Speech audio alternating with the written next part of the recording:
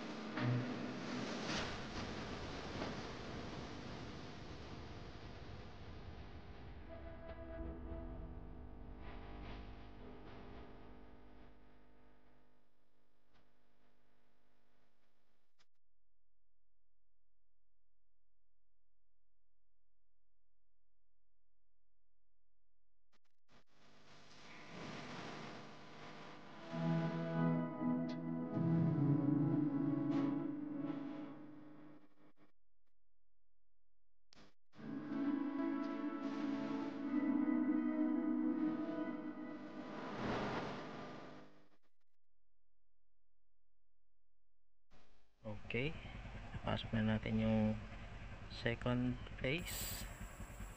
Lagay na lang tayo ng tag. Ayan, yung T2 tsaka T5, yan yung tagging nya.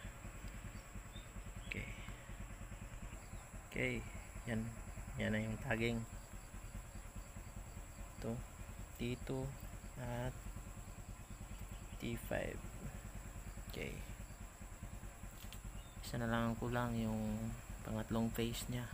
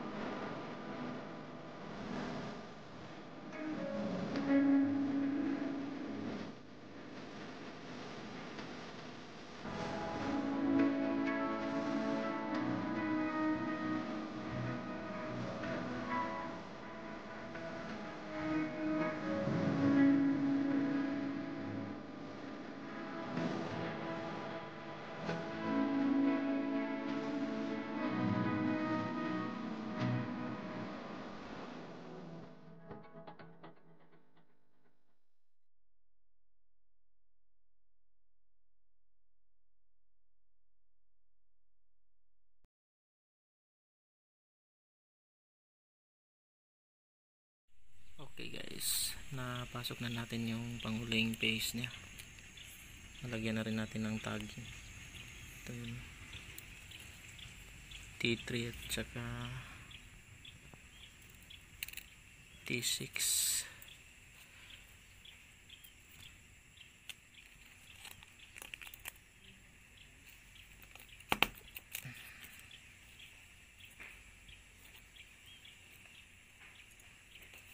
Yan, T6 at saka T3.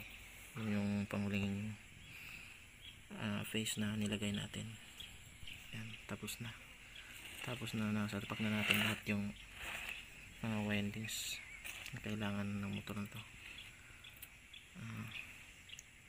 So nito, ayusin na lang natin to, tali natin yung mga windings para iwas vibration pag na-energize na yung motor.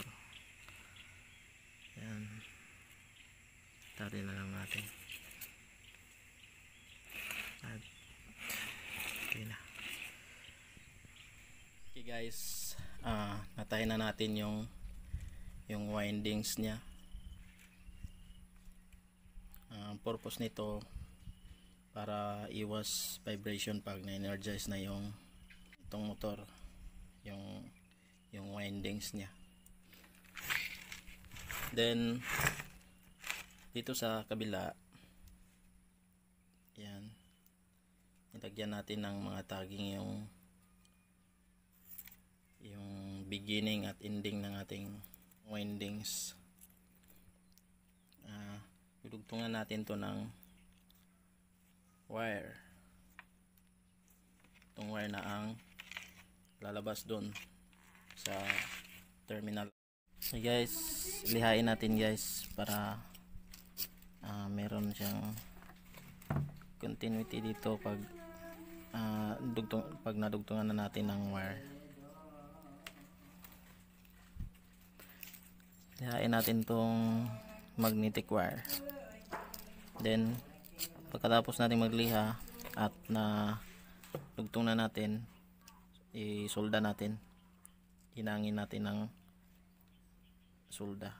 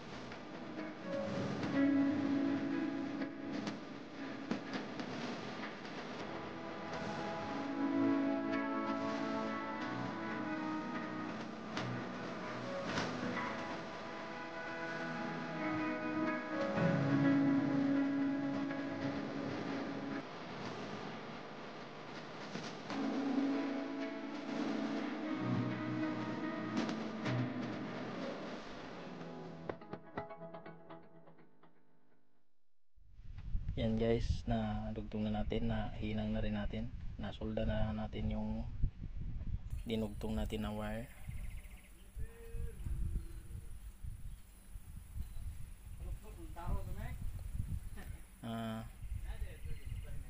Lagyan na lang natin ng spaghetti tube yun sa kanyang connection para hindi masusort sa ibang connection. Yan na rin yung tagging nya. Ayan. Pagkatapos nito itahin natin to dun sa windings nya, sabay natin. Okay guys, tapos na nating tahiin ang windings dito sa kabila. Ito yung mga wires, then yung tagging nya. Yan. Next step is ibalik natin tong rotor nya, din takip, para pwede na tayong mag-test.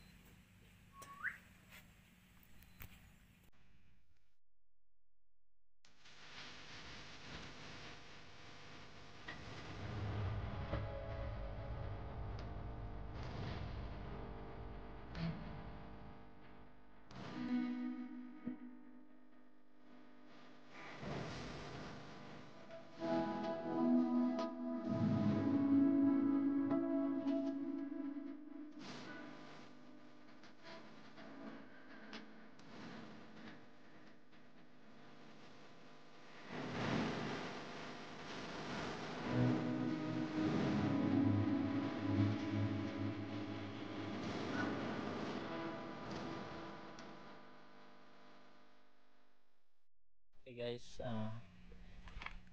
nabalik na natin yung rotor at yung takip nya. Ito yung mga wires na papunta sa ating mga windings. Test natin tong mga wire na to kung meron ba siyang, kung grounded ba siya. Test natin. Lagay natin sa continuity, then select natin to buzzer. Yan.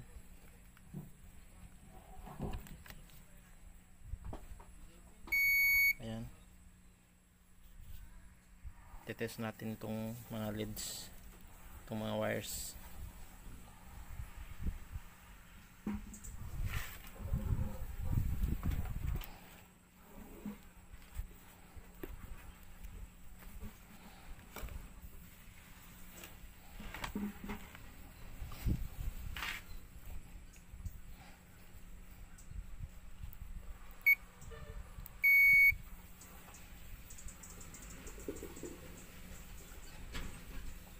Ayan.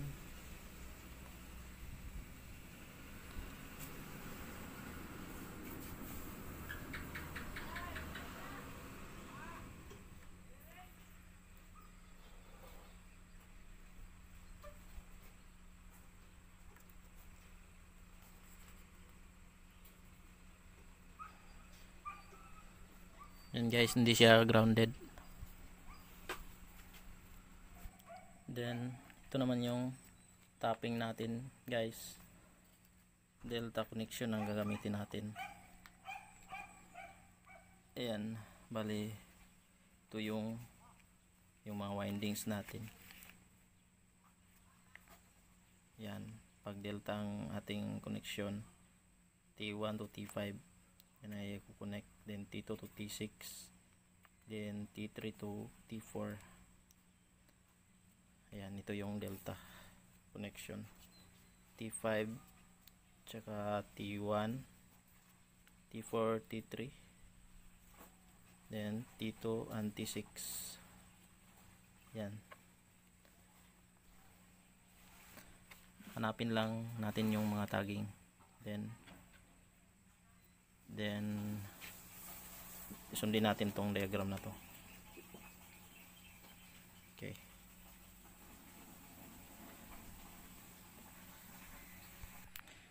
Ayan guys, na tapping na natin yung mga wires. Sinunod natin tong diagram na to, yung delta connection, yung T5 to T1 silang pinagsama. Yan, T5, then T1, pinagsama natin sila, then T2 at saka T6, then T4 at saka T3. Ito yung pupunta natin sa ating power source. Bali 3 phase ang source nito, line 1, line 2 at saka line 3. Ito yun, ginawan lang natin ng temporary na supply. Ito yung meron na tayong supply na line 1, line 2 at saka line 3. Terminate lang natin tong tatlong itong connection na to dito, line 1, line 2 at saka line 3 dito.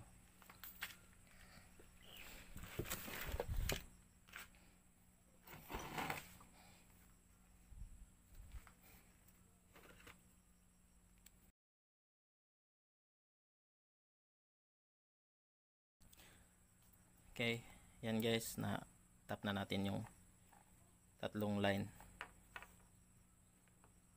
Then tapos nito, titest na natin, energize natin tong tatlong itong supply.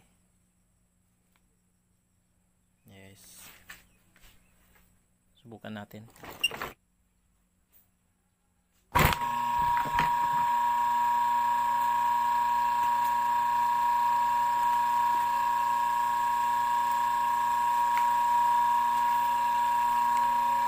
Yan guys, okay siya guys.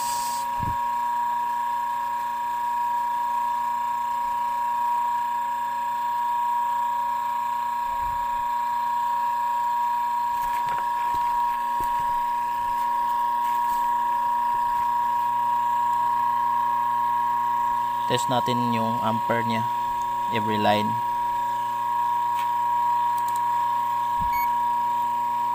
Set natin sa dito. Ayan, AC ampere.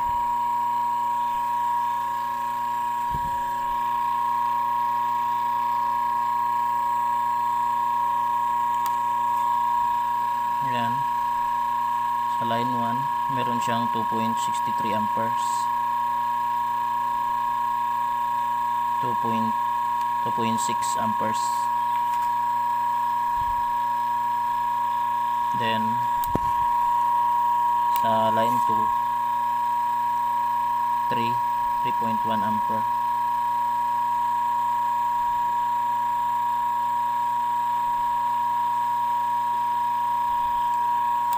Then sa line 3, 3.3 amperes.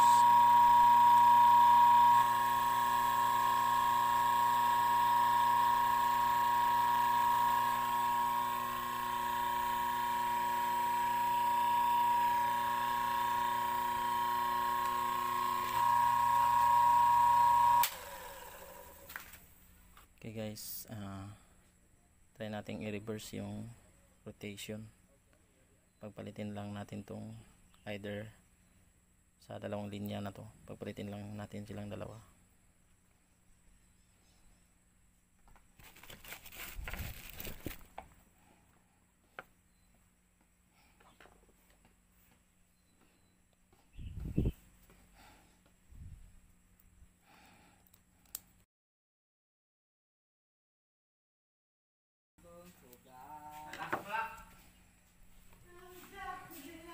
Ayan guys, pinapalit natin yung dalawang linya para ma-reverse yung rotation ng motor. Okay, try natin.